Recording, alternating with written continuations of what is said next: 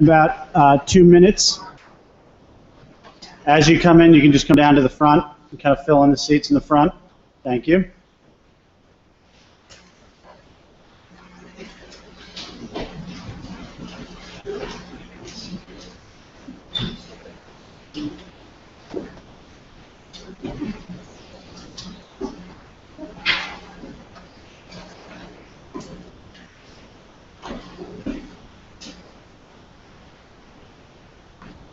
As you come in, you can just fill in the seats in the front. That'd be great. Thank you.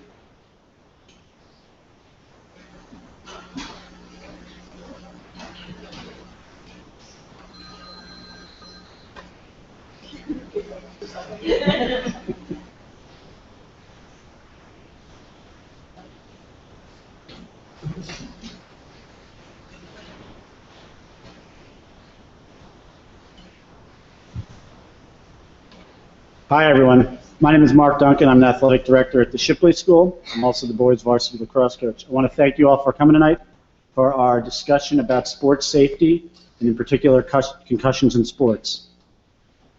Our guest of honor tonight is Chris Nowinski. I've known Chris now for a little bit over a year. We started our work last summer after, as an admin team, the Shipley School viewed head games. We watched the film, and it was so powerful, we knew we needed to do some more work.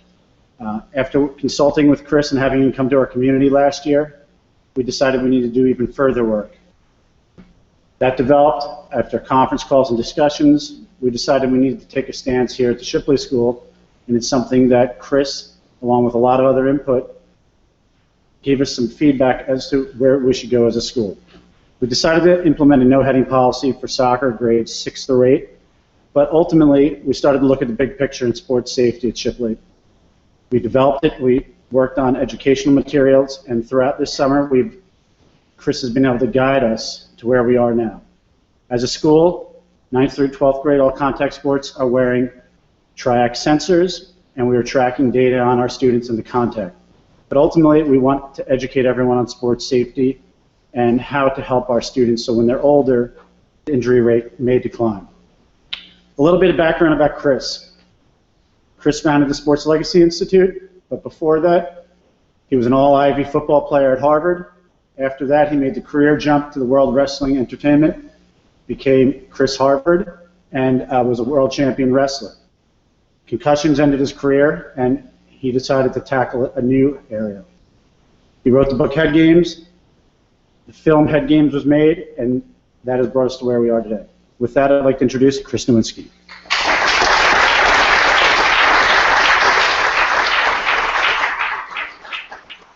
Thank you, Mark. This is really an honor and a wonderful opportunity to be here because there just aren't many schools like the Shipley School. I'm sure you as coaches and parents already know that, but there have been just a very, very small number of places that have welcomed us and just said, what can we do to keep our athletes as safe as possible?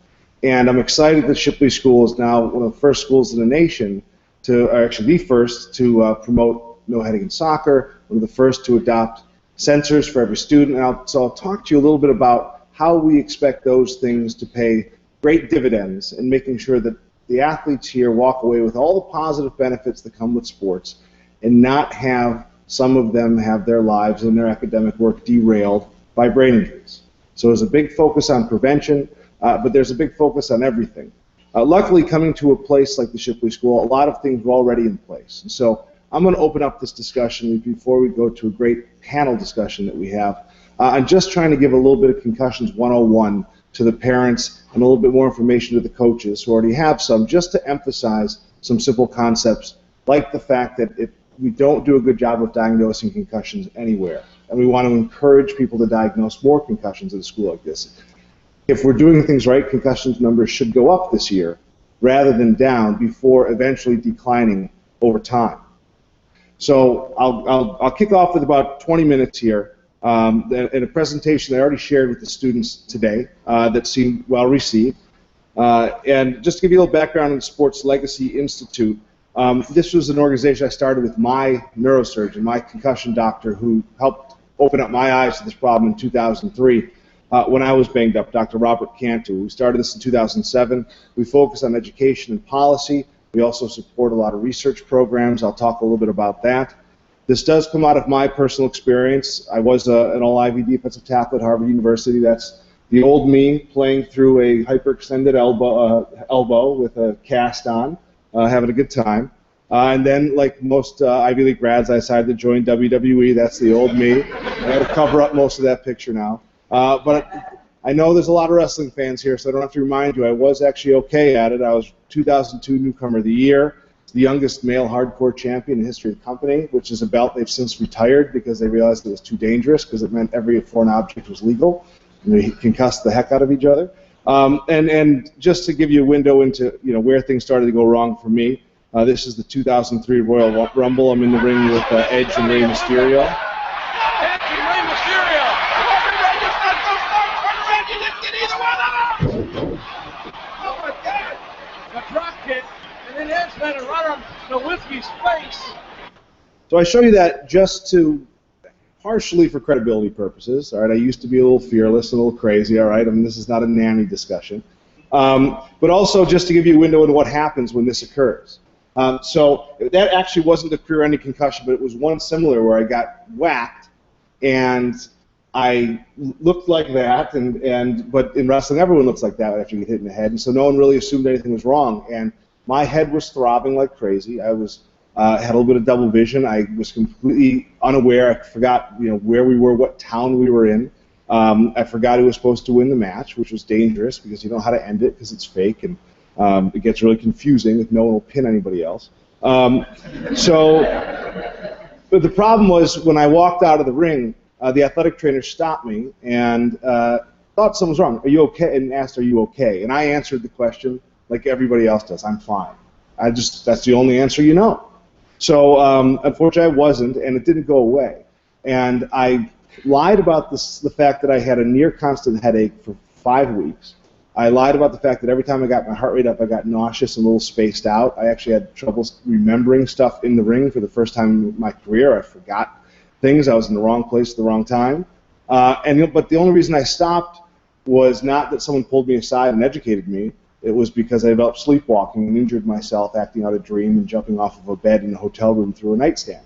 And that's what it took to scare me straight when I woke up on the floor, not knowing what had happened, but just seeing the carnage. And that led me over time to find Dr. Robert Cantu. So he was the 8th doctor I saw. The first 7 couldn't help me because they would ask how many concussions you had. I would answer, this is my first. I'd played 18 years of contact sports, never had a diagnosed concussion. And they would say, if this is your first, you should be back in a few weeks. Don't worry about it. So after 3 months of that, Dr. Cantu said, well, I know you don't think you've had concussions, but how many times were you hit in the head? You saw stars, you got dizzy, you were confused, you got your bell rung, you had double vision, you had ringing in your ears, you were nauseous. And I laughed, and I said, geez, that happens all the time. It's a bell ringer, that's a ding. And he said, well, that's a concussion by another name. And we sat there and we just kind of recited and remembered the ones that I had. It was at least 4 in wrestling. I could go through each one of them. I have scars on my face to remind me of some of them, but I had just ignored them and wrestled through them. At least a few in football where I'd go helmet to helmet, not remember falling down, wake up, and the sky had changed from a nice blue to an orange. But I wouldn't say anything. I was able to, it was either, 3rd down, I was going off the field, or I was able to just battle through it. But the 6 instances are so clear that I know the guys who injured me. It's my enemies list. Look, I still see them. It's just a shame. This guy sent me a text last night at 3 a.m. mad at me because he was up taking the he's coaching his daughter's 5-year-old soccer team, and they made him take the CDC's 30-minute online test that I narrate. And he was like, damn you, I'm up late watching this. So anyway. He's his NFL coach's son. He didn't buy into the concussions at the beginning. So anyway, Dr. Cantu exposed my ignorance that I couldn't believe I didn't know the definition of concussion. That's not right, right? To think bang your head for 18 years and no one ever pulls you aside and sits you down like we did with these students this afternoon. It doesn't happen. Didn't know resting concussions matters. I don't need to touch on that because that's out there. We now know you don't go back into the game. You go see the athletic trainer. You take as much time as they tell you, and that's the end of the story. And the time that it takes keeps getting longer and longer as our tests get better.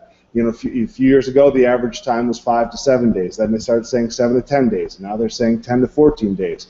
No, be no surprise if in a few years that our tests are better, and now we say no one should be back in 2 weeks, no one should be back in 3 weeks. We'll probably find that out. And then the concern about long-term consequences that you read about in the news all the time that I'll just touch on briefly. But I wrote that up in a book, Head Games, that was then became another edition in the movie. But tonight we'll cover concussion basics, we'll cover epidemiology, we'll cover what can go wrong, and then we'll cover the new Shipley policies that we really are excited about in terms of diagnosing more concussions and preventing more concussions.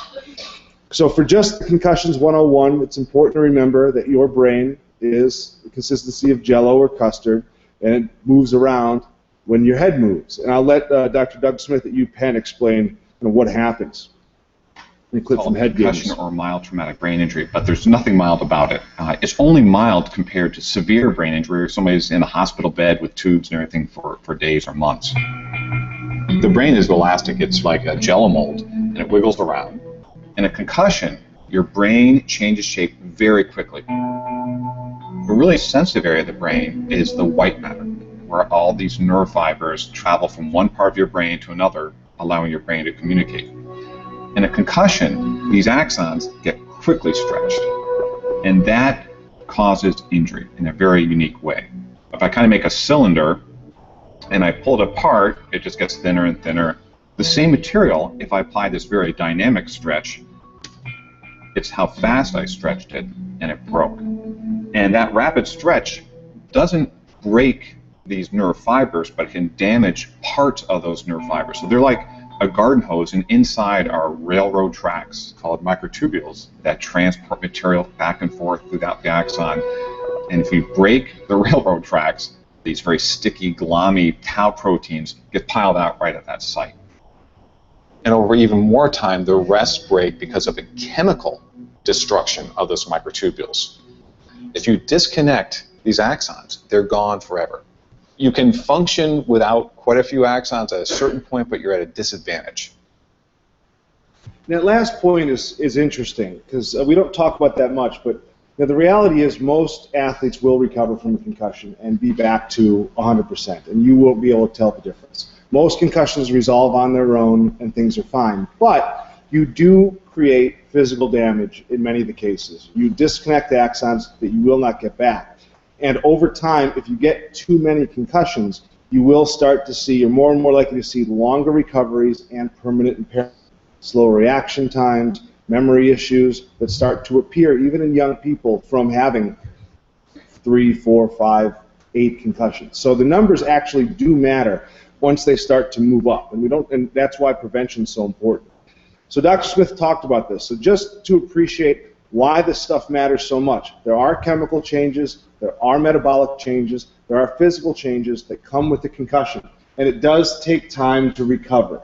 So you have all sorts of fluctuations, and your cell, your brain and these neurons are very vulnerable after the injury. So part of the best practices right now is, okay, you get an injury, let's let it recover. It's the same logic we have if you break your leg. Let's cast the leg and let it recover. Let's not keep running on it and see if we can get you to still be productive on the field.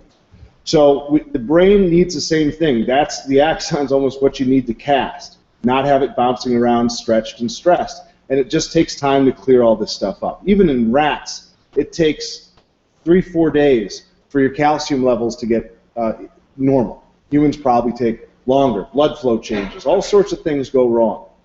In terms of understanding how that plays out in a child, it's important to understand the symptoms of concussion. Your brain controls everything, so basically anything can go wrong. And kind of the way I like to think about it is after someone gets hit in the head, if they start behaving differently or they feel different, something may have gone wrong. The symptoms you usually identify are problems with cognition, thinking, remembering, trouble concentrating, feeling slowed down. You'll see people forgetting plays, forgetting where to be. You'll have emotional problems. So everyone's probably at this point seen someone break down crying on the sideline for no reason after concussion. You can't explain why they're crying, but they lose control of their emotions. You see anxiety, you see nervousness in kids a few days later, you'll see sadness. You have physical issues. These are the most common, headache and dizziness and confusion are some of the most common symptoms you'll find. About 90% of concussions have headaches, but not everyone does. And then you have sleep issues. They usually, and sometimes it'll change. You initially have trouble falling asleep, then you're sleeping too much. It changes over time because your recovery changes over time. Now, what can be confusing about these is lots of things can cause headaches, and lots of things can cause nausea. And so there's the way to think about it is if there was brain trauma that preceded it, the onset, and the onset could be right away or the onset could be delayed. But also, in today's world, it's often just smart to err on the side of caution. So if an athlete does have these things, and they were playing a sport, and they may have fallen or they may have hit somebody, just refer them to the athletic trainer. They're well trained here to evaluate if that headache is from dehydration or if that headache's from a hit to the head. But it's also important to appreciate symptoms can often be delayed. And so as a parent, your athlete might get hit at practice or a game, and the coach checks them, the athletic trainer checks them, they're fine. But hours later, they start to get a headache. They start to feel sick. So that's why it's important that parents at home know to look for these things and know if they're starting to pick something up to start asking questions. Did you get hit? Do you have good contact and communication with the school? Because there was actually a study where they used sensors in 3 Division I football teams, and out of the 48 concussions they found, only 6 were diagnosed the moment they happened. And the average time was 17 hours later. And this is with a huge medical infrastructure of doctors and athletic trainers. So you're going to catch a lot of them later that day or the next day or 2 days later, and just accept that. It's not an open and shut case the moment of the impact. And there was actually an interesting study looking at medical infrastructure and looking at how aggressive you are as a coach or parent. They took a ice hockey league of teenagers, and they all had athletic trainers. And the baseline concussion rate in that league was 5%. So they split the teams in half, and they said, all right, for half of you, we're going to add a doctor in the stands, and that doctor's job is to look for concussion symptoms. And if they think they see someone get hit in the head and skate funny or go to the wrong bench or whatever it is, they're allowed to pull them off. They're allowed to give them a sideline evaluation. And if they're right, they stay out. If they're wrong, they go back in. And what they found was by being a little more aware and a little more aggressive, the regular group had that same 5% concussion rate among the team over the season, but the doctor group had a 35% concussion rate. 1 out of 3 kids had a concussion. 7 times as many, just by being aggressive and pulling those kids out. And what that means is that if you are a coach or you are a parent and you think you see a concussion, as with the knowledge we have today, you almost certainly did. And be aggressive and pull that athlete out and let them get evaluated. That whole 30 seconds of, geez, did it happen? Did it happen? Are you all right? Are they, they get up more slowly. They're dusting themselves off. If they get more slowly, that should be enough. If they stay down too long after a hit, that should be enough. Pull them off and let them get evaluated. Don't let them right themselves and then convince you everything's fine, because it's probably not, based on the numbers that we've seen from studies like this. The actual baseline rate is more around 20% for athletes per season, all sports included, like swimming and running. So the contact sports numbers, and this is a survey of middle school and high school players in 2009 by the state of Massachusetts. All they asked them was, did you suffer a blow or jolt to the head while playing sports, in practice or games where you were knocked out, had memory problems, double or blurry vision, headaches, pressure, nausea, or vomiting? Not even the full list of symptoms. And 1 out of 5 of those kids said, oh yeah, that happened to me this year in the last 12 months. So that's what you might want to look for here. If we're catching every concussion, it should be around 1 in 5 kids. And that's a lot. That's scary, but that's the reality. And if we're not getting those numbers, we're probably missing some, or we're doing a much better job of prevention. But we just have to appreciate we can't see a concussion. This is an injury you can see. This is an injury you'll stop the game for. One of those feet are backwards. You're not going to ask that person to suck it up. But it's going to be harder with concussions. All right? Appreciate the fact that the athlete doesn't have pain nerves in their brain, so they're not going to complain to you that their head hurts. They don't bleed, so we can't see them. And, if only we bled out of our eyeballs with a concussion, we'd never have to have this conversation. We'd take them all seriously. And then athletes can often play through, so you won't see that massive drop-off in play. You'll see subtle drop-offs. They should have reaction time problems and decision-making issues, but usually they can still run and they can still throw and they can do their thing. In terms of how long the symptoms last, again, critical to intervene early. When you get to numbers like 50% of football players reporting symptoms each season, only a quarter of those symptoms are lasting more than a day. Half of them are lasting less than 2 hours. And a quarter are less than 5 minutes. These are classic dings. Double vision for a few minutes that goes away. We still need to convince these athletes, and I talked to them a lot today about doing this, speaking up when this happens, and even being willing to go to the athletic trainer where the double vision's already gone away by the time you get to the sideline. And still, that still counts. That's important that still counts. In terms of why this matters, you're going to hear some of our stories as to why this matters, but just from a statistical perspective and kind of categories, for those, if you don't even think about the brain and you want the athlete to succeed as an athlete, there is very strong evidence now that you have an increased risk of a lower body injury if you come back too soon from a concussion. Your balance is off, your reaction time is off. This study found 4 times greater risk of a lower body ankle sprain, knee injury in the next 90 days. So you want to make sure the athletes rest and then have time to get back in shape. Prolonged post-concussion symptoms. So the ideal is the moment the injury happens, they stop playing, they rest their brain. The longer they keep going, the longer it takes us to diagnose that concussion, the theory is the worse you are going to make those symptoms because the worse you are making the injury. And it's going to go from being that 7 to 10 day no big deal to turning into a 3-week, 4-week, starting to get problems with academics, starting to get problems with finishing the season, and more issues. Post-concussion syndrome, it's kind of an arbitrary term of how long it takes, but it's a category for a miserable minority. Somewhere below 10% of athletes go on to really longer-term symptoms. Mine lasted 5 years because I did 5 weeks of additional damage on top of a damaged brain. Other people might take shorter periods of time, but it's a miserable experience for the athletes. All right, they have to drop out of the sport. They often have to leave the school or they can't socialize because they're miserable all the time. There's actually a survey of psychosocial well-being, physical well-being, and kids with post-concussion syndrome reported being as miserable as kids undergoing chemotherapy. Right? So if you want to get inside their heads, they look fine, but they're suffering. All right? And I was very lucky to go through it in my mid-20s because I could just hide in my apartment and no one bothered me. But to imagine that I'm on the fast track at a school like this trying to go to college, trying to keep up with my peers, it's a lot more pressure. So we're going to try to avoid this. And then it's important to mention that second impact syndrome can occur. Second impact syndrome is a catastrophic brain injury.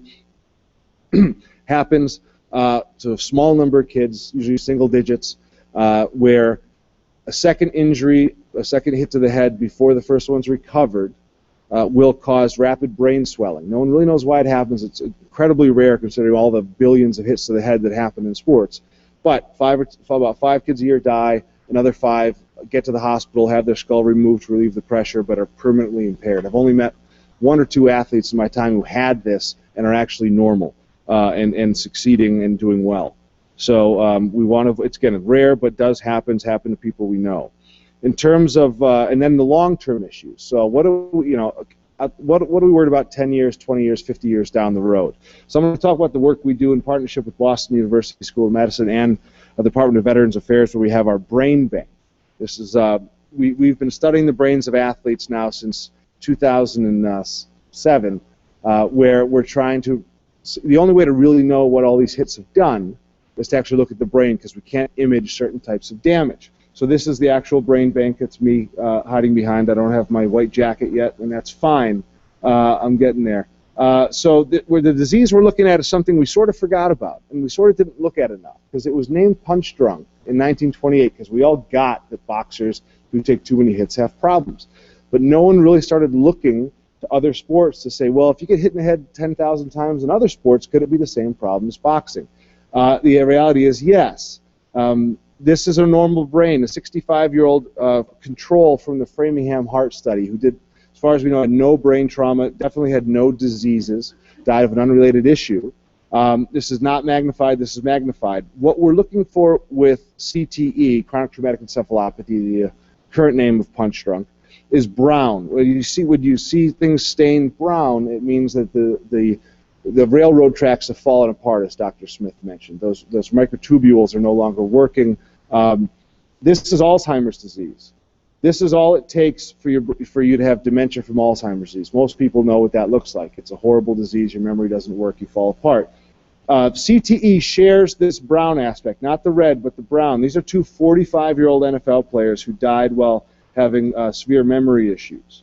And you see very similar loss of gray matter and disease into the white matter, but even more dense damage on the cellular level in certain parts of the brain. This is what we're looking at when we see the brown. All right, this is a normal microtubule. These are these railroad tracks that Dr. Smith referred to. This is how you get molecules from the cell body to go to the synapse and do their business. It falls apart, and we see the clumps, and these are what stain brown. The problem is we see it mostly, NFL players are about a third of the world's experience outside of boxing. But we see it in younger and younger people, and we're seeing it in more and more sports. Just this year, we identified our first baseball player, our first soccer player, our first rugby players, because we've never looked before. So Owen Thomas had this when he died at 21. He took his life, maybe unrelated, likely unrelated, but he already had dozens of spots in his brain where the cells were already falling apart. These holes are blood vessels. This is actually, for the folks that I often still hear that are out there, usually advising professional leagues that aren't the NFL anymore. They worry about whether CTE is real. This pattern itself can help you diagnose CTE because this is the only disease that starts around blood vessels with tau. We believe there's something about the physical stress of the tissue around rigid blood vessels where it's moving around it that starts that spread. It always spreads away from here, and also at the depths of the sulcus, the valleys of the brain. That's where it starts. So, and we have to see, well, if someone had this at 21, they got it earlier because it spreads. What we're learning is that it starts in little spots and just keeps spreading the rest of your life until it takes over the whole brain and you have dementia. And we have to remember the kids start getting hit in the head very young. So these are two 8-year-olds. That could have been Owen. Who knows when this started, but there's no reason to believe it doesn't start as soon as you start hitting kids in the head. The doors are open. So our goal here is to really extend careers, and so I just want to show you one video here. On that in overtime. I think they've wrestled another time where Minnick was partially able to make get the best coaches of and Lewis. parents advocates. So they've split their This matches is a state before. They wrestling haven't wrestled championship this in year. Illinois just Minnick's undefeated, 16 months 47-0 ago. sophomore. Lewis, showing 39-6, you how he's a junior. not to take care of athletes. Lewis behind, is he going to be able to get the takedown? He does. Lewis of Harvard So you notice the athlete's not scores moving, the first takedown. not defending himself really. Looking for back points. That should be enough to early tell on you in this that match. something's wrong. Then they report there's something And wrong we're with going to their stop head. it. Should be enough Looks to like tell you there's something wrong. Minnick's Now they're not moving. I hope he's Should okay. be enough to He's tell not you moving. there's something wrong. They don't move for 2 minutes. Finally be now they concerned. get him onto his back. Boy, he still doesn't look with it, really. They No. don't sit up for 4 minutes. So he's got a minute 40 left of blood time. He stands up to his feet.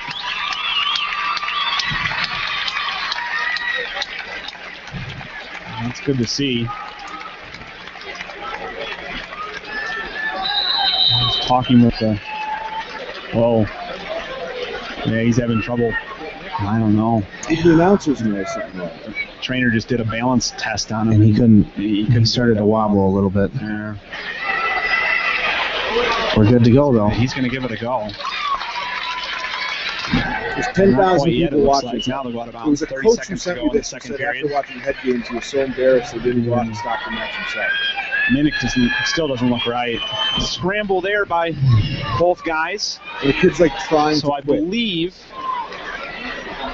it's going to be a 9-3 match. Anthony Lewis of Harvard. They still That's made him going to do it. Anthony Lewis, an impressive match wrestled by him. He's going to be your state champion. 11-3 the final. Lost Anthony 11-3. Lewis He of Harvard, crushed the the kid like junior. 20-0 earlier in the year.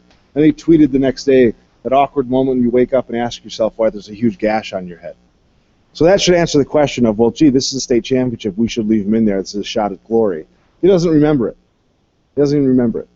So I will show you that just to remind you that these kids need to be protected, and we need to be aggressive in doing that.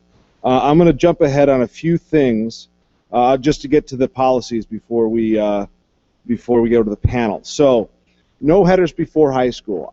We're very excited to come down here and have the full support from all the soccer coaches that we're gonna, we can make this work. Obviously, the concerns you see out there and why people haven't rushed to adopt this is that you're gonna, postpone their skill development, and now they're not gonna make the Olympic team or go pro. Well, we're not so worried about that because it's a really long odds at 6th grade that's going to determine if you're a pro. So the facts are that at least 30% and probably more than half of concussions are caused by the act of trying to head the ball in middle school. Kids just aren't as good of athletes. They have weak necks. They have poor head-to-body ratios. They aren't as coordinated. They will collide.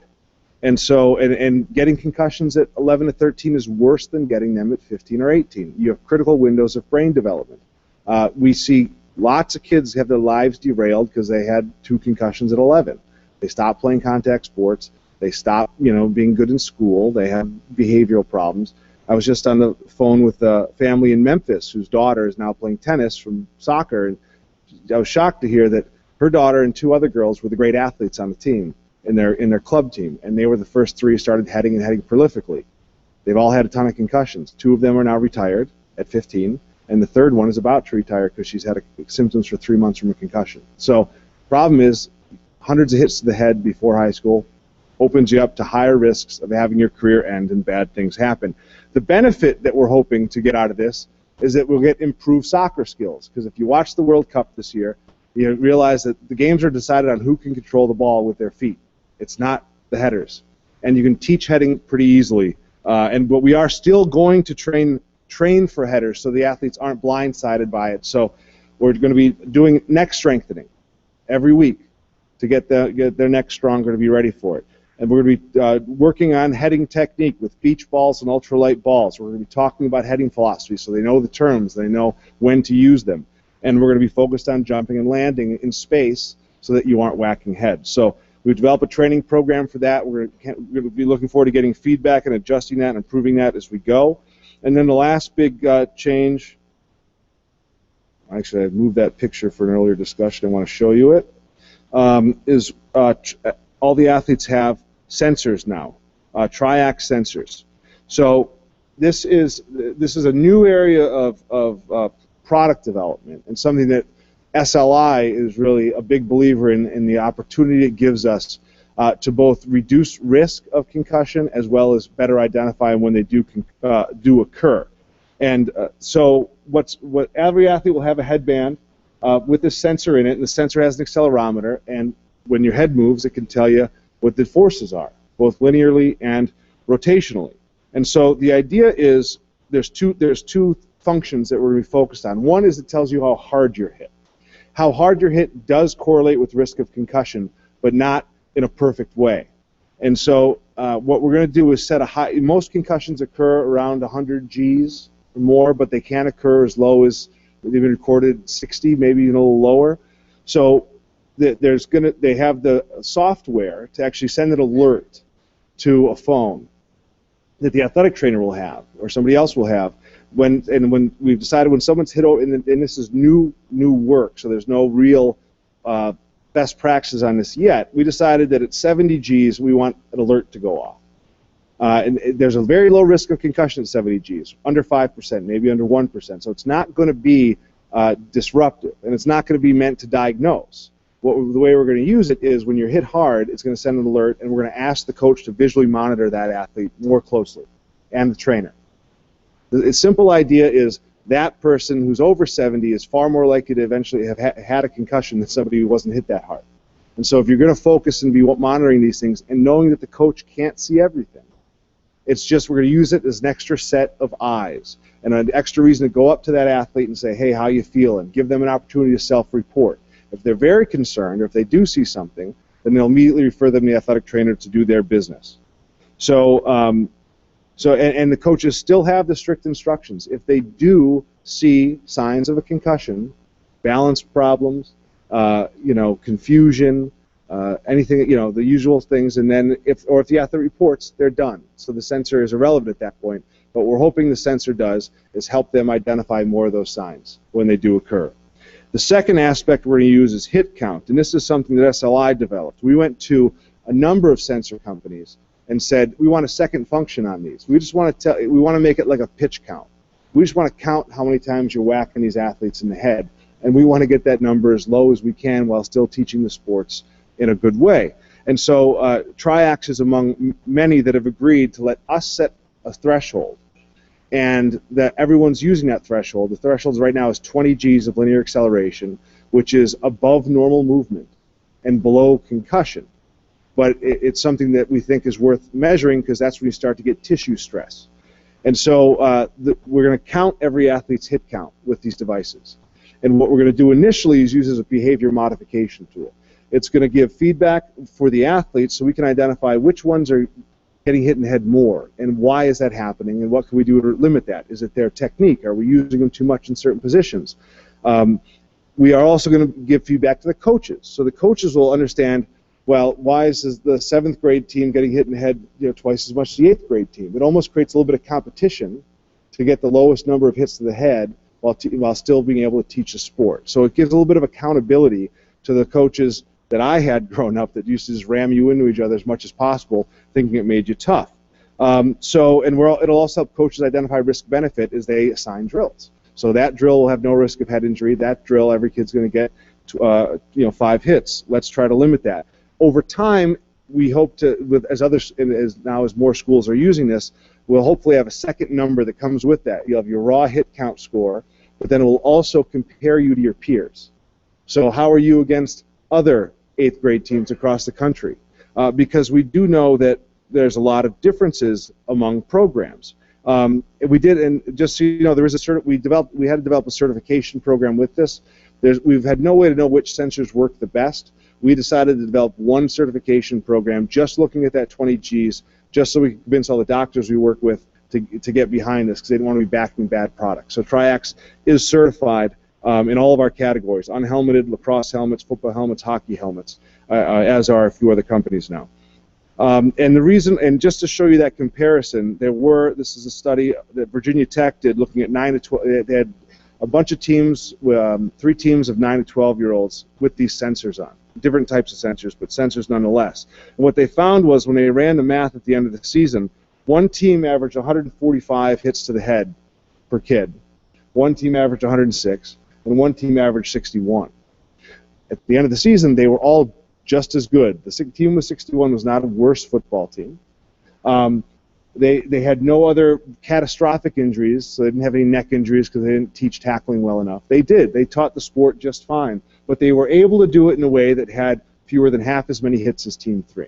And that's where we want everyone to be. We want to use this tool as a way for everyone to be at the bottom of the spectrum and just play these sports smarter and safer. So that we're excited that Shipley is dedicated to that, and this will pay dividends down the road. So thank you very much for your attention, for your attendance for this. I'm now going to hand it over as we have a special guest, because along with these sensors, we also need to do more research on them. And so we're lucky that Shipley School is going to be working, along with CHOP on a number of things with the University of Delaware focused on the sensor work. So I want to invite up Jacqueline Cassis, who's here from the University of Delaware, to explain a little bit about what they'll be doing. Thank you. Thank you, Chris. I'll be very brief. You may have seen in Dr. Pilch's email to all of you when he announced that the Shipley School would be using these sensors that both our research group at the University of Delaware as well as a research group at CHOP will be looking at this data. At this point, it is only observational. We are just looking at the number of head impacts that these student athletes have. But moving forward, we keep getting the question, well, what do these hits mean? What does it mean when you have 50 hits over the course of a season? What does it mean when you have 100 hits over the course of the season? So moving forward in the next year, the Shipley School, as well as several other both colleges and high schools throughout the country, we're hoping to do preseason baseline testing as well as postseason testing and try and see what these hits actually mean. So we know up here there are quite a few ways to look at concussions now, everything from functional imaging to balance and postural control and symptom evaluation, and we hope to include all of these in a very comprehensive study so we can tell you what these number of hits actually mean. You can see here that our athletes at the University of Delaware are using these Triax sensors. So the Shipley School is setting the precedent for high schools, but this research is being done at the collegiate level as well. You can see some of our girls here. That top picture is really nasty. Bad heading technique altogether. And throughout this, we also need to keep in mind time course. So we often talk a lot about what happens over the course of a season, but we should also consider what happens over the course of a single acute bout of heading. We have heading drills for soccer. Single season, single year. A lot of the high school athletes engage in multiple sports over the course of a year. So what happens across their various sports and obviously a career. And throughout this, we have to keep in mind recovery, and most importantly, when we're designating a hit count, both age and gender. So if you have any questions, I'll hang out after, but mostly research questions. Everything else can go to Chris. Thank you.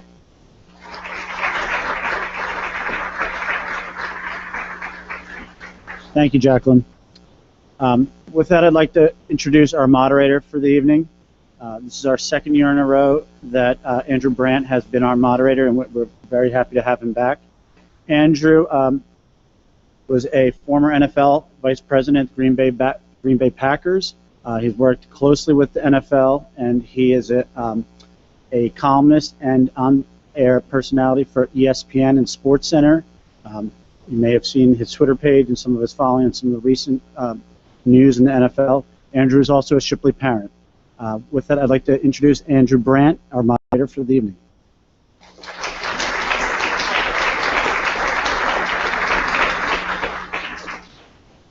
Thanks for having me. I'm going to bring the panel up too, and I'm going to get to them in a second. As Mark mentioned, my background is professional sports, primarily as an agent working with a team, now teaching pro sports business and commentating on television and media. And I think the important thing from a pro point of view, before we drill down to amateurs, is how I've been impressed throughout my career, impressed I guess in a negative way, that athletes have a very hard time seeing past the present. And as we know, as Chris talked about, this is such a silent injury. It's not a knee, it's not a hamstring, it's not an elbow that you see that you wrap. Because it's silent, players don't report it. And they don't think about 10 or 15 years from now. And they don't think about how they're going to be when they get older. They think about the next practice, the next play, the next contract with pro sports. That seems to be front of mind. And the important thing is to try to get that mentality changed, to try to move from only worrying about the present. And I know we all have problems trying to think about the present more than long-term. Well, long-term is what matters, especially with this injury. And I only found out after leaving the Packers how many players came up to me, and they didn't want to tell me while I was there, of course, signing their checks, and saying, you know, that baseline test you gave us every year? Yeah, we bombed that. We bombed that. We flunked that on purpose. Because you get later in the season and you're concussed and you compare to the baseline and you look like you're the same, so we don't take them out so they don't lose their job. Because in sports, there's so many players for so few jobs, and everybody's trying to get reps and trying to stay on the team. That's the unfortunate part. And it's interesting, the past couple of years, one situation in football that's resonated with a lot of players, unfortunately, is this situation that happened in San Francisco 2 years ago. Quarterback was Alex Smith, having a great year. He had a concussion. He had a severe concussion. He did exactly what we want him to do. He sat out a couple weeks. A kid named Kaepernick comes in, is a successful and dynamic player, and Alex Smith never plays again for the 49ers. Now he's in a good place. He's fine, but everyone around the league seems to think, well, if that can happen to Alex Smith, a Pro Bowl quarterback, that can happen to me. And so many times people are thinking that way. So I just hope as we drill down to collegiate and amateur and high school players that we can get away from the mentality of saying, I got to be in there, and the mentality of I got to play through, I got to tough it out, I got to be tough, I got to be macho. That's what we got to teach these kids. And I know it's tough. I know kids, they want to play. Everyone wants to play. Robert Griffin III, you ask him, oh yeah, I'm playing. Everyone wants to play. That's what we do, we play. So having said that, what I want to do is talk to this impressive panel, hear some of these stories, and open it up and really have this in-depth conversation. The first panelist I'd like to introduce has quite a story. Her name is Josephine Pucci. She's from Pearl River, New York. She is a current athlete. Not only do we have a female athlete here, we have a current athlete, a Harvard University women's ice hockey captain, member of the women's national team, and yes, a silver medalist at the Sochi Olympics. Welcome, Josephine.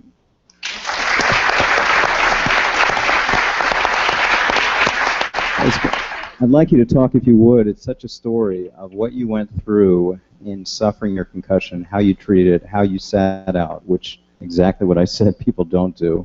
You did, and the support or not support that you had during that tough time. Yeah, definitely. Yeah, so thanks for having me here today. We had a good time with the students earlier today as well. But yeah, so I'm going to be a senior this year at Harvard, finally. I actually took the last 2 years off. The first year was because of a serious concussion I suffered, and then the most recent year was to compete over in Sochi. 2 weeks before my supposed to be senior year, which was in the fall of 2012, I suffered a pretty serious concussion. It wasn't my first. I've also had a couple others in college as well as high school. Oh, more than a couple, but so 2 weeks before my senior year, got hit. Thought it would be like the other concussions, hopefully recover within a few weeks and get back on the ice.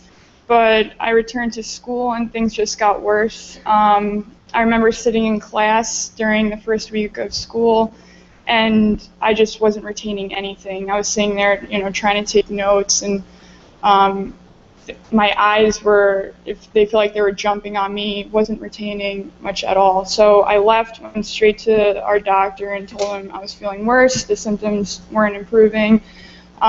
He got me over to Mass General, saw a doctor over there, and immediately she said right away, "You're done. Like, you cannot play anymore. You should not play hockey anymore or contact sports." So that was obviously a big blow to me. I was just, thinking I'm getting ready for my senior year here. It's supposed to be one of the best years of my life.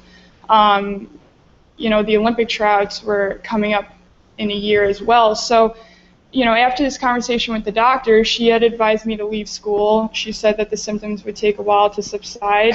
And after speaking with my family and the coaches and the doctors, I decided to leave school and focus fully on my recovery. So yeah, obviously this was a difficult decision for a couple reasons. One, like I said before, this was supposed to be one of the best years of my life. I just moved into my dorm a couple weeks before that, and here I am going back home to New York. It's supposed to be my senior season, and then on top of that, I had played on the national team for the last 2.5, 3 years, and my lifelong dream, playing in the Olympics, the tryouts were just 10 months away. And everyone else is playing their last year, getting better every day on the ice, and I had to go home and lay in bed. And, so that was tough. And then I have this doctor who's telling me I shouldn't play anymore. So I go home, and I'm dealing with these symptoms. I'm pretty much bedridden for 3 months. Extreme mental fatigue. Just going for a walk was very difficult. I'd have to sit down and shut my eyes and close my ears. Wasn't able to listen to music early on. Wasn't able to look at my phone, computers, TV, be in social situations for too long. I wouldn't even go outside until it got dark out because the light was so strong. But this whole idea of retirement, I definitely recommend, if you guys have kids who may have concussions and who may have to face this retirement decision, it's not something you have to decide when you have symptoms. And for me, that's the mentality that I had. So I kept this goal as motivation, and that goal to hopefully get to Olympic tryouts kept me disciplined to not do things that triggered my symptoms. It kept me committed to getting healthy. And it didn't have me worrying about whether or not I was going to play hockey again. So that decision of retirement you can make after you get your health back. When you're feeling symptomatic, your priority is to get healthy. So, yeah, so when I left school, my teammates very supportive. They knew how passionate I was about all this, and they saw how bad the symptoms were. The coaches understood, so I went home, focused on getting better, saw a lot of different doctors in New York, Mass General, went down to Atlanta to see Dr. Carrick, who gave me a lot of different eye exercises and a protocol, and I was very religious with them, ate right, slept well, and stayed patient. And as time went on, you know, I slowly got better. The ups and downs were inevitable. You know, you take 2 steps forward, 1 step back with concussions, and that's just the way it is, and it's something that you have to accept, and it's just part of the process. But yeah, I mean, I continued to get better, and I made slow progress and moved out to Boston and played my first game in 10 months at the Olympic tryouts and made the team and got to live it out. So. It's a wonderful story. When you were going through this, did you see yourself playing again? Did you worry about A, playing again, and B, leading a normal life? Yeah, I mean, there were times where, you know, I'd be making progress and I'd be doing everything right, thinking, you know, I'm not putting myself in bad situations by, you know, watching too much TV or being too active. Like, I felt like I was doing things right, and I'd see progress, and then all of a sudden I'd fall back and the symptoms would get worse for a few days. And there were times where the headaches just got so bad a few months into the process, and I would think, like, geez, am I ever going to get better, you know?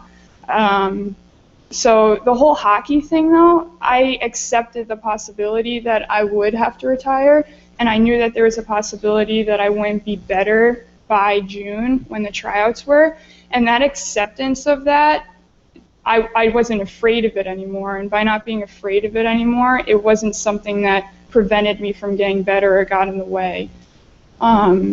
So yeah. Did anyone try to hold you back from going to these tryouts? Excuse me? Did anyone try to hold you back from going to these tryouts? No, because, I mean, you know, the doctors are telling me not to play, so that was one thing. But I think, I guess this would be important for most people here. My family was incredible, and they were such an incredible support system, and they let me make my own decisions, and they didn't pressure me. They let me make my own decisions, and they were just there to support me and love me. And during a long-term concussion, you lose everything. Like, I lost hockey, I lost school, I lost my friends. I wasn't able to be at school with my friends, and I wasn't even able to be in social situations for very long. But what I did have was my family's love and support, and they were my backbone during that time. So, you know, they weren't telling me either way, oh, you got to retire, or oh, you got to get better for Olympic tryouts. They were just there supporting me. Yeah, that support's admirable, and I believe you mentioned your mother's here. Yep, my mom's here. She's Let's in the recognize back. her. Yep.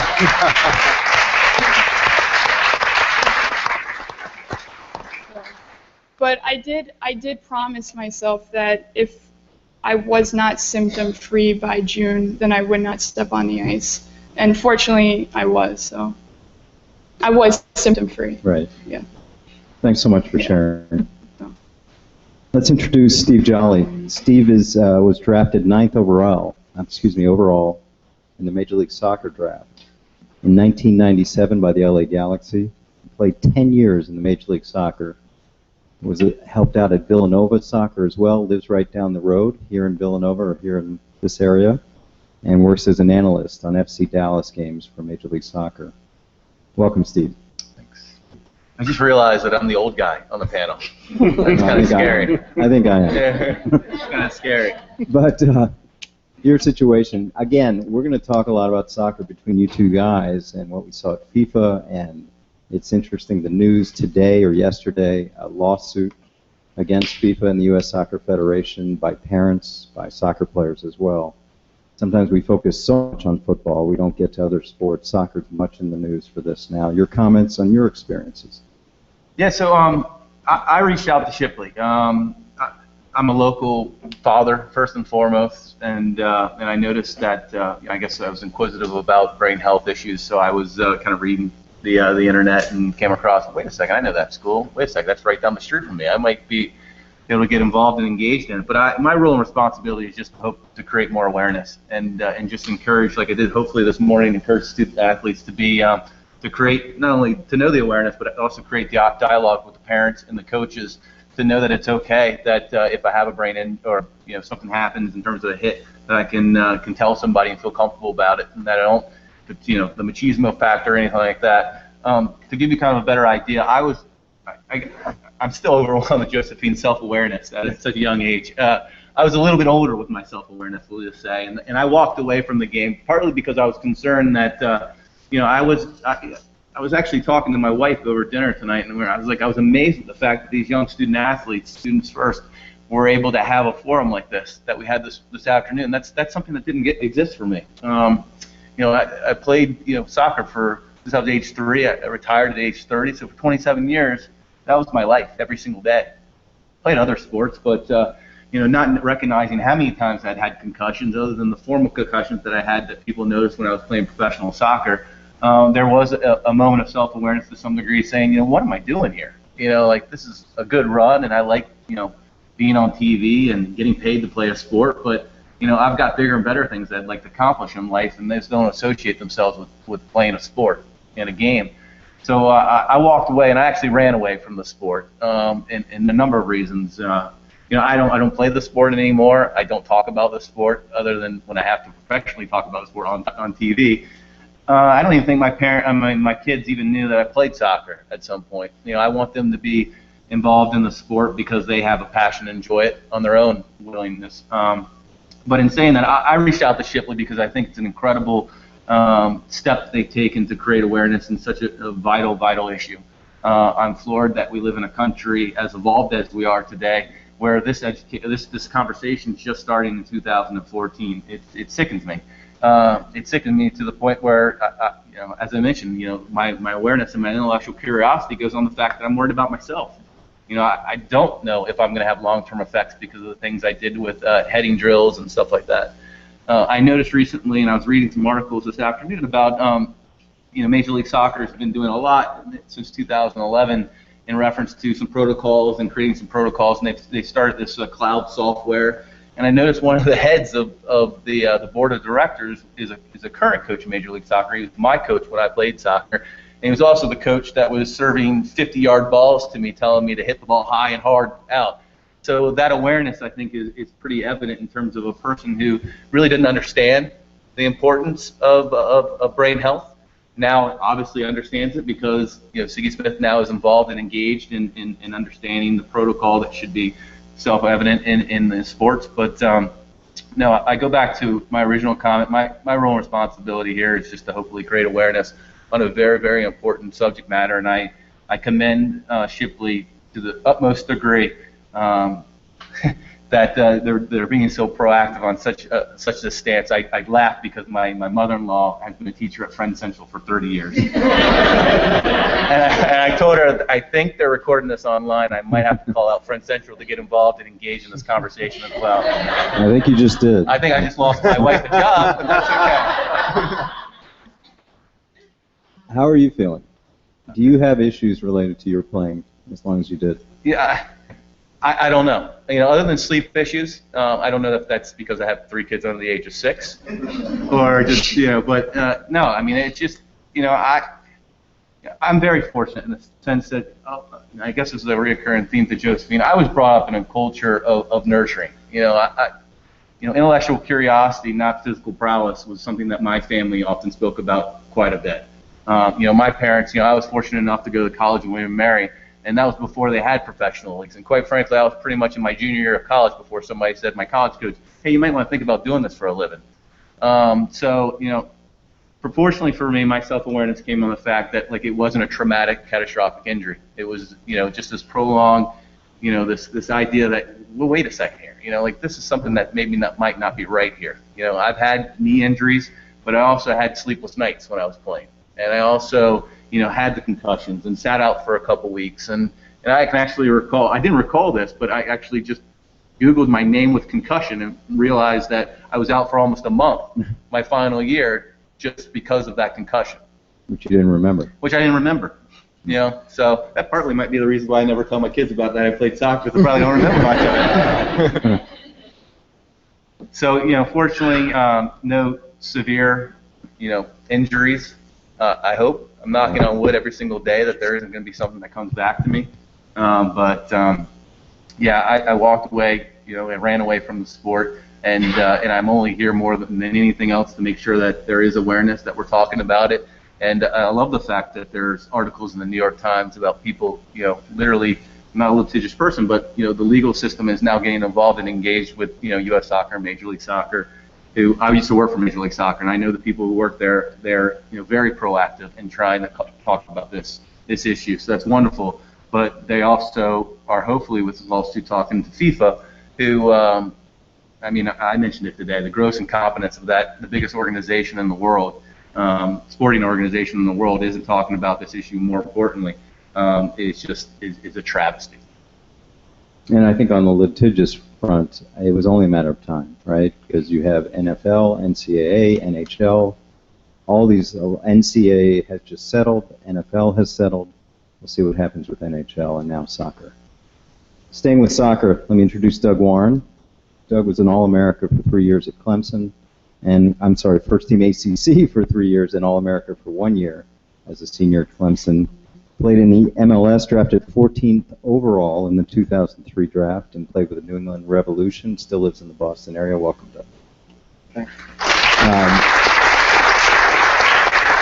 Happy to have him here. In staying with the soccer theme, some of the things that Steve talked about, your experiences, do you see the changes coming? When you played, was this anywhere near this kind of awareness? Were you getting the 50-yard headers from your coach as well? And do you have any lingering symptoms? Yeah. Thanks for having me, and thanks for showing up tonight. First of all, I want to thank Shipley. You guys are really a part of an unbelievable school to really take the first steps in this type of awareness and this implementation of some new strategies and techniques. So I want to commend you guys and the coaches for doing so. My experience over my professional career and when I first got my first concussion was in 2004. And upon my first concussion, I was asked to sit out for a couple of weeks. And my symptoms persisted, and I was getting anxious to get back on the field. And as a lot of athletes do, we try to deceive, or we try to trick our coaches, our trainers, our parents to get back into the game as quickly as possible. And I was guilty of those. Throughout the 4 concussions I had in the 4 years from my first one, I vividly remember each time trying to get back onto the field, or just not leaving the field. So part of my role in being here today is to make sure that doesn't happen to your kids, and they're not sitting up here one day having to talk about, you know, concussion awareness and how they had to trick, you know, their student or their parents or their trainers or coaches. In answering some of your questions and the awareness, we didn't have programs like this when I was coming up, as Steve was mentioning, and you know, going back to implementing some of these rules and the header techniques that you guys have really taken apart is something that's really moving the awareness. I think that it's a very honest step in understanding what's going on with concussions.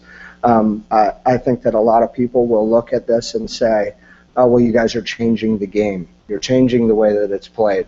But really, when we're talking about heading, you know, from under 14 years old, what you have to remember is this: normally kids aren't good at heading the ball when they're under 14 years old, because really what you're doing is they're not well trained in it, and it actually hurts to head the ball when you've got a small head and this ball's coming at you at you know, from 100 yards up in the air.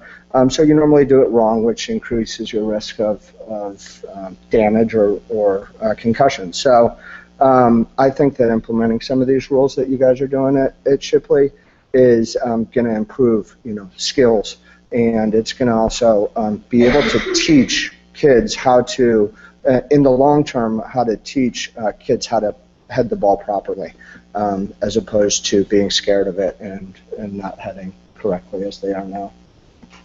Are you facing issues? Yeah, I occasionally have, lapses of memory, or, you forget your keys and it's repetitive, and you start to think, when you sit here and you watch the presentation that Chris went through, it's scary to think about the long-term effects that could happen. As Steve was saying, you're knocking on wood, hoping, that some of those images of your brain are really happening in your own head. So I do have tendencies of concentration or lapses of memory, and I'm hoping that it's lack of sleep, like Steve said, because I have 3 kids under 3. So yeah. You got a good excuse. So that's the takeaway. maybe that's a bit of it. Thanks, Doug. I want to try to get all the panel involved in discussion, then we'll have a couple questions from the audience. But as parents, as coaches, I guess, start with you, Chris. How do we encourage competitive play, aggressive play, yet safe play? And obviously what we're doing with the no heading and the triads is great, but kids want to be aggressive, they want to compete, and some of these games have some violence inherent in them. So what's the happy medium in your opinion? How do we keep them safe? Well, I think thank you for moderating. You're doing a wonderful job, and it's really great to work with you again on this. The important thing that's what's happening here and what's kind of spreading as an idea is the best way to protect these young kids is to really continue to separate what is the professional game from what we do with kids. If you actually look at the history of the sports that we play now that are popular, they were almost all invented at the college level. And then they moved to pro when people thought they could make some money off it. And then they started trickling into high school, so you have people that are better prepared for college and better prepared for pro, and you just kept pushing it down. And there was no real thought to, well, should kids be heading the ball young? Should they be playing tackle football young? So I think that is one of our big goals, and that's why it's good to have thought leaders like the folks here to say, there's so much we can't control with little kids, and there's so much that's just not appropriate for a little body versus a big body. So I think that's step one. And then the other factor is kind of changing that culture and how we talk about this stuff. And so that means, as a parent, as a coach, kind of separating when you kind of give a kid that little nudge that they need to learn that they can push past that limit. And when you tell them, oh, you got to step back and be smart. That kind of, that sometimes called you're injured or you're hurt. When are you injured, when are you just hurt? And we do a good, the model that I like to follow is we do a good job with that with neck injuries. We actually, like in a sport like football where I grew up, we were actually taught about neck injuries. We were told, don't drop your head. If you do and you get hit and you can't feel your arm or you can't move for a little while, you might end up in a wheelchair, so stop. Don't move. Let us come onto the field. And we had those open discussions. But we haven't been doing that about concussion, and now we are.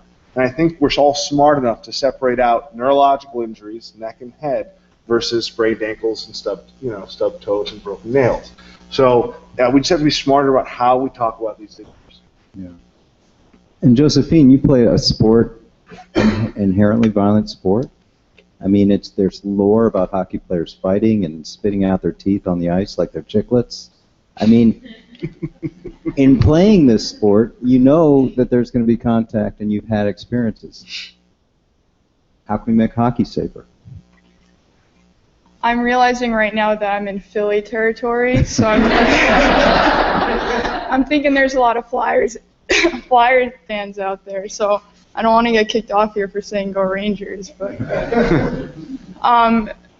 yeah, I mean, women's hockey is different from the men's game in the sense that we don't have checking, but there are a lot of concussions in women's hockey, and I think that one of the big reasons for that is because in women's hockey, there's not always that set line of what's too much and what is okay, what you can get away with.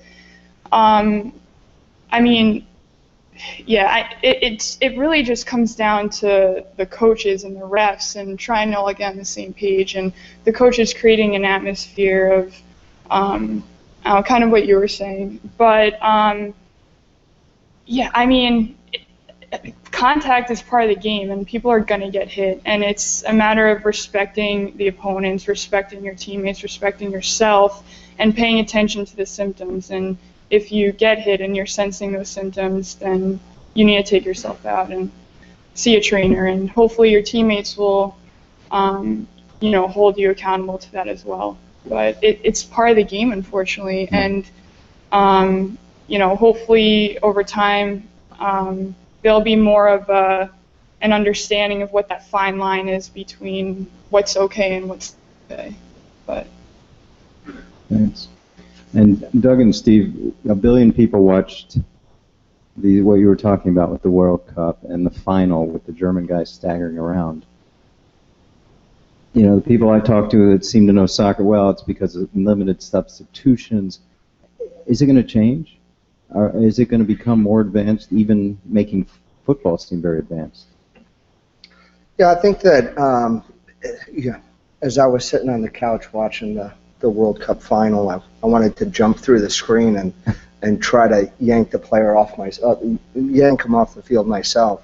A player had gone down during the game towards the beginning of the game with a very apparent concussion, and he was able to go back onto the field and play for a good, I'd say, 15 to 20 minutes before he basically wobbled off the field and had his arms around. Let a goal in, so that's why they pulled him out. Yeah, and speaking to that, his trainers and his coaches weren't doing their team any service by allowing him to continue to play, and I think it really brings up the discussion in substitution rules that FIFA has to at least start to consider on a real high level.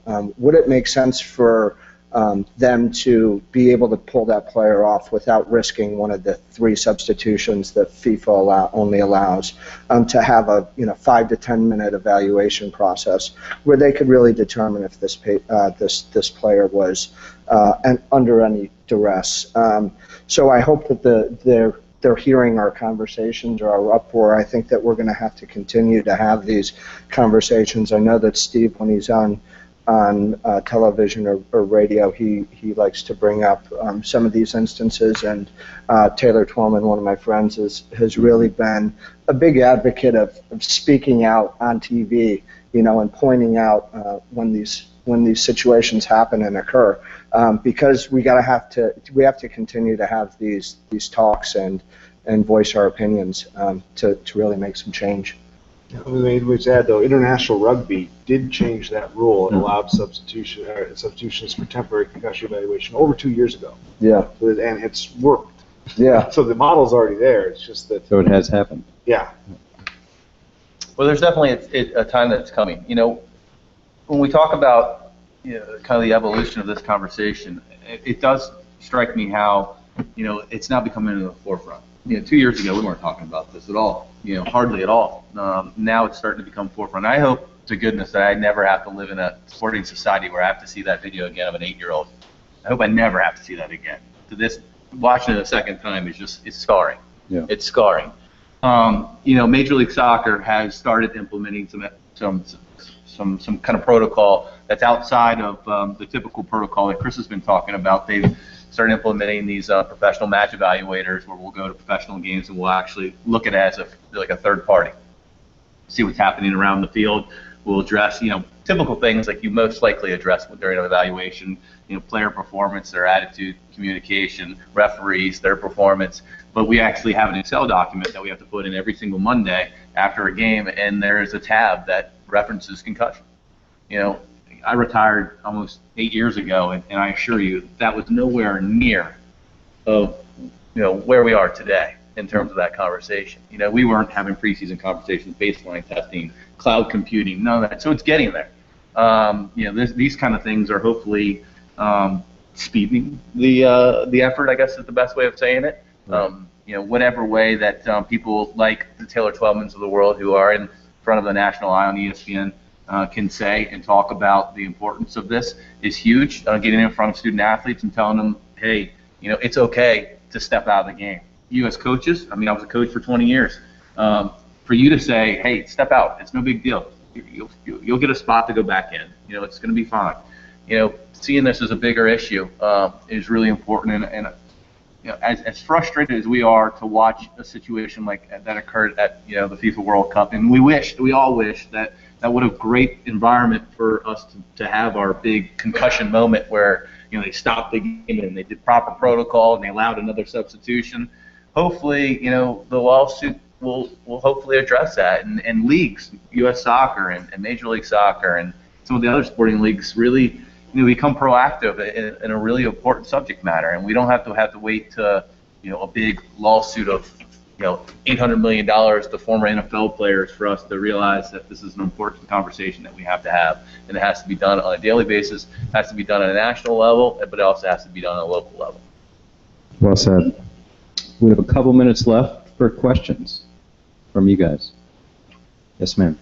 I'm a parent, and I have 13-year-olds on baseball, and I just want to first say thank you for everybody being here.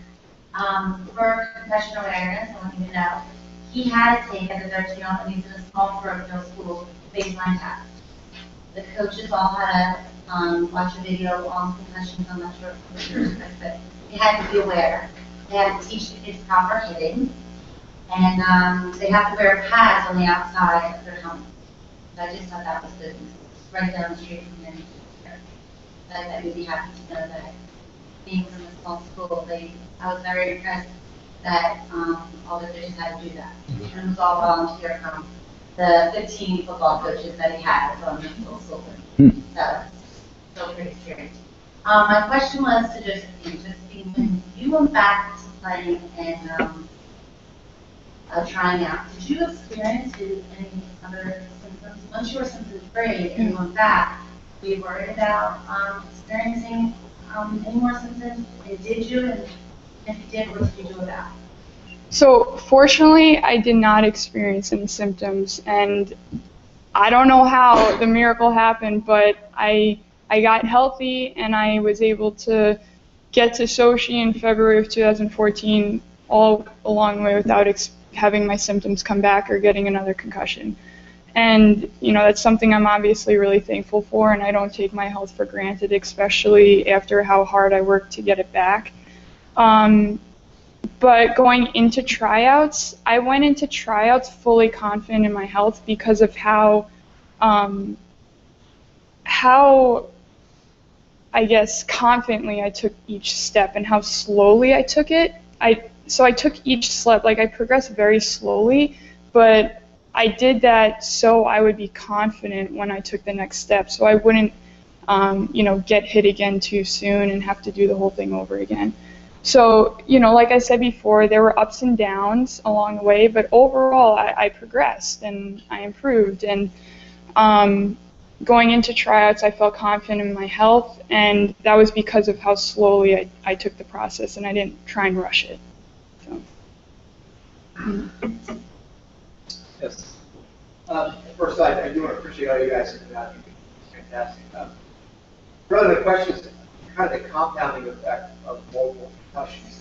I guess the assumption built in is that as you get each one, the symptoms that you get afterwards are compounded. But is there any truth to the fact that maybe in your case you mean like if it happens again, the symptoms are not as great as they were before? Is the post-concussion recovery based on the cumulative effect or of each one, that kind of how you're feeling your emotions?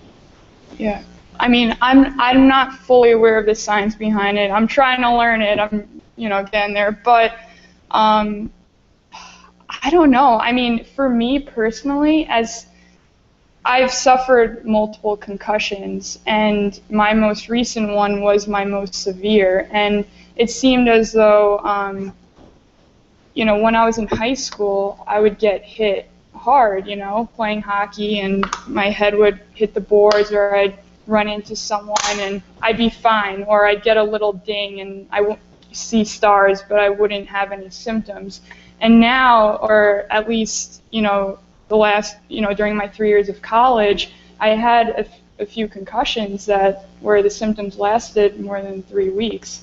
And, that makes me think that, those hits that I had when I was younger sort of made me more vulnerable to have these more recent concussions that lasted longer.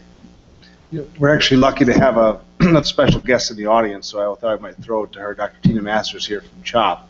So I figure we might as well hear from someone who's treating concussion patients every day to give you what the doctors know right now. So thanks, Chris. I think with regard to the concussion, the evidence has shown that we have one why. I think that the last few years, we're learning a lot more about how much you need to train. We generally on the confidence that we worry for the next worse and it is over. Once you have a concussion and you let it go, the first time it can really start to feel right. It's not just their mind that's trying to fight it. They don't know what it is. Actually, we have another our kids have had concussions don't always, they're not always condemned to be worse than it is. And even though it's not translated, there is something to that. The difference is that, all of us know that we can find help to handle it. But for every individual company, so it's not 100% guaranteed that the next week first. What would you worry that one of the big issues that I'm going to go for that we have for all the functions that we are more at risk. Thank you. Mark? Chris, we had this discussion at lunch today. How far away are we from the ability to test? It is likely just around the corner.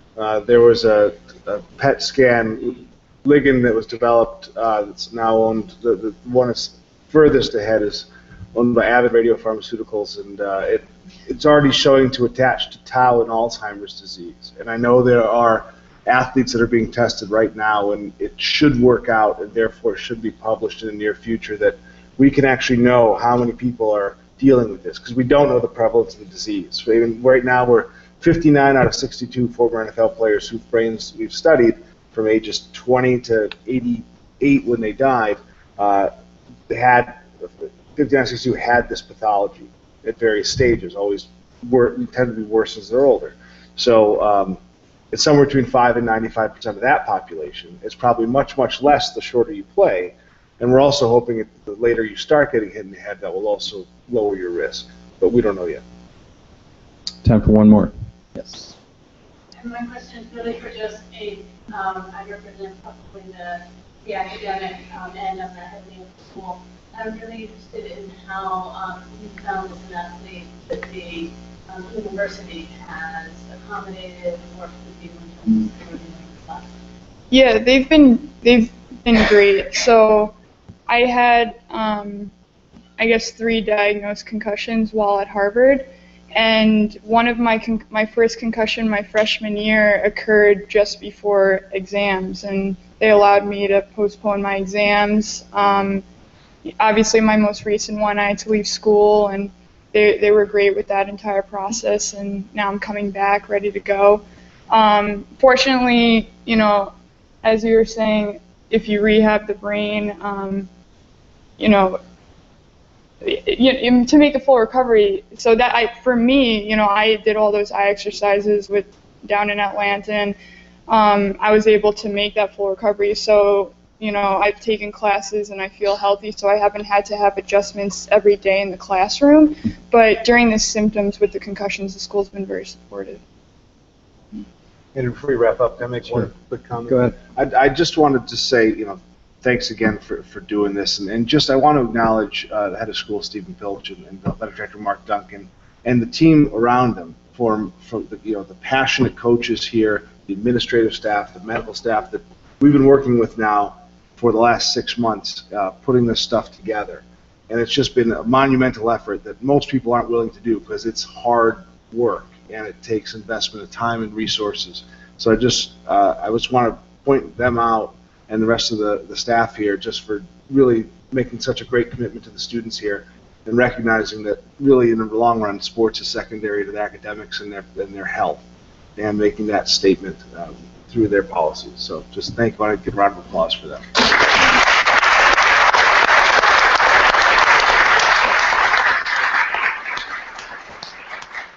And again,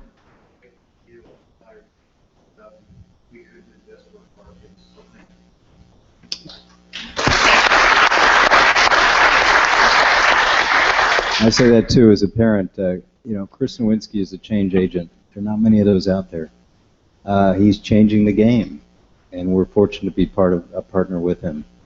Thanks for coming. Proud to be part of this. Proud to be a Shipley parent for what we're doing for this brain injury. Thanks.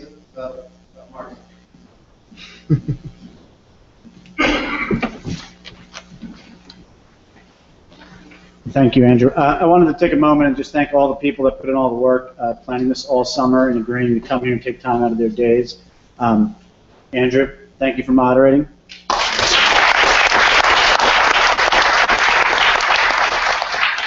entire panel, Chris, Doug, Josephine, Steve, thank you for taking the time. I know it was a lot of work and doing 2 panels one day, but thank you very much. For myself and Dr. Pilch, we would like to thank our guests for tonight, all the people from CHOP and University of Delaware. If you want to just stand for a second and introduce yourselves. I'm Tina Gasser. I'm supposed to CHOP. Dr. Hassi, 7 and 11 minutes.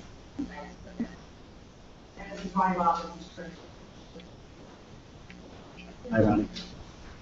Thank you again, and from myself and Dr. Phelps, thank you so much for coming out tonight. And this is on YouTube and it's streamed and it's going to be saved, so you can send it out to your teams and to your parents. Thank you very much.